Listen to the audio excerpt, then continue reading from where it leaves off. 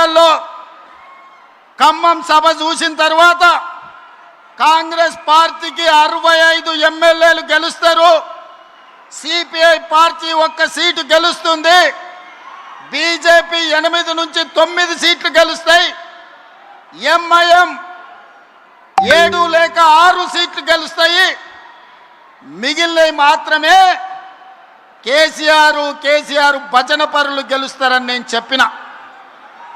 December 3, 2023 నాటి ఫలితాలు 64 సీట్లు కాంగ్రెస్ పార్టీ గెలిచింది, 1 సీటు సిపిఐ గెలిచింది. కానీ ఆ తర్వాత 1 సీటు తగ్గితే ఉప ఎన్నికల్లో తెలంగాణ ప్రజలు 2 సీట్లు ఇచ్చిండ్రు. గణేష్ని కంటోన్మెంట్లో గెలిపించిండ్రు, నవీన్ యాదవ్ను జూబ్లీహిల్స్ గెలిపించి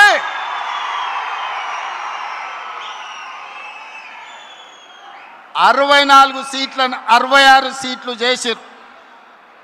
ఆనాడు నేను చెప్పిన జోస్యం ఆ తర్వాత పార్లమెంట్ ఎన్నికలు వచ్చినప్పుడు సూటిగా చేవెళ్ళ గడ్డ మీద నుంచి సవాలు విసిరిన కేసీఆర్ రాసి పెట్టుకో, పార్లమెంట్ ఎన్నికల్లో నీకు గుండు సున్నా, నీకు పంగనామాలు పెట్టిస్తే తెలంగాణ ప్రజలతోనని.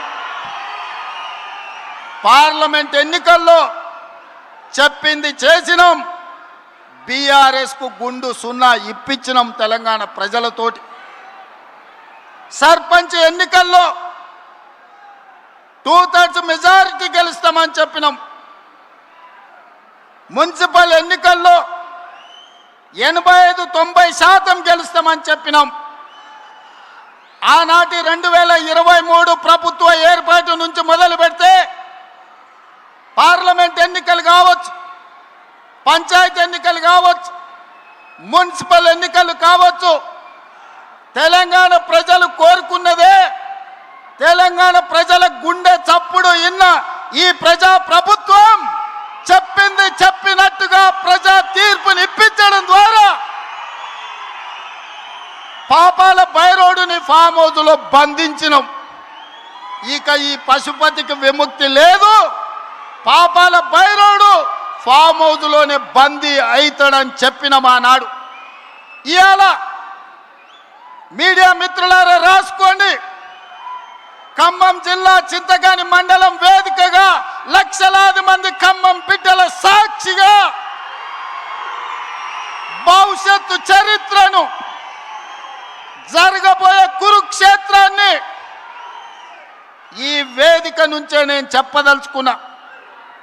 కౌరవ వంశాన్ని సర్వం తెలంగాణ గడ్డ మీద నుంచి తొలగించే వరకు, కౌరవ వంశం అంటే కల్వకుంట్ల కుటుంబం, ఈ కల్వకుంట్ల కుటుంబాన్ని తెలంగాణ గడ్డ మీద రాజకీయ ముఖ చిత్రం నుంచి పాతాళానికి తొక్కే వరకు కాంగ్రెస్ పార్టీ కార్యకర్తలు విశ్రమించరు, ఒక్క క్షణము రెస్ట్ తీసుకోరు అని నేను మాట ఇస్తున్నా. మీడియా మిత్రులారా, ఈనాడు కేంద్రంలో జరుగుతున్న రాజకీయ పరిణామాలు మనం చూస్తున్నాం. నరేంద్ర మోడీ, అమిత్ షా గారు మమతా బెనర్జీ పార్టీని చీల్చడం, ఆ పార్టీని చీల్చడం, ఇతర పార్టీలను లొంగదీసుకోవడం, వాళ్ళు అనుకున్న సీట్లు పెంచాలన్న బిల్లును రాబోయే పార్లమెంటులో ఎట్లయినా సరే బెదిరించైనా అదిరించైనా లొంగ తీసుకొనైనా బిల్లు ఆమోదింపు చేసుకోవడానికి సర్వశక్తులు ఒడ్డుతున్నారు. ఈ పాపంలో వాళ్ళు విజయం సాధించడానికి అవకాశం ఉంది. అందుకే ఈనాడు తెలంగాణలో ఉన్న 119 అసెంబ్లీ నియోజకవర్గాలు రాబోయే 2029లో జరగబోయే ఎన్నికలు, ఆనాటి జోస్యం ఎన్నికల 6 నెలల ముందు చెప్పిన, ఈనాడు నేను చెబుతున్న ఎన్నికల జోస్యం 36 నెలల ముందు ఖమ్మం గడ్డ మీద నుంచి నేను చెప్తున్నా.